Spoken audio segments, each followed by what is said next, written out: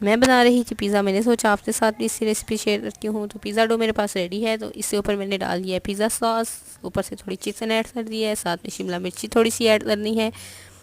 इसके साथ थोड़े से आप टमाटोज ले सकते हैं, अगर आपको पसंद है तो वो आप इसमें ऐड करें। थोड़ा से आप इसमें ऑनियंस ऐड करें, जो भी सब्ज़ी आप ऐड कर रहे हैं, जो आप खाते हैं आप उसके मुताबिक। बच्चों के लिए क्योंकि लंच बॉक्स आइडिया है, तो आप वो वेजीज ऐड करें जो बच्चे खुशी से खा सकते हैं। मैंने इसमें कॉर्न ऐड किए हैं, चीज़ मैंने इसके ऊपर डाल दिया है, मोज़रेला चीज़ मैंने यूज़ किया है, ओरिजिनो इसके ऊपर स्प्रिंकल किए हैं। और अब ओलिव्स ऐड करने के बाद हम इसको दम देंगे। दम हमने तकरीबन इसे 20 मिनट तक देना है।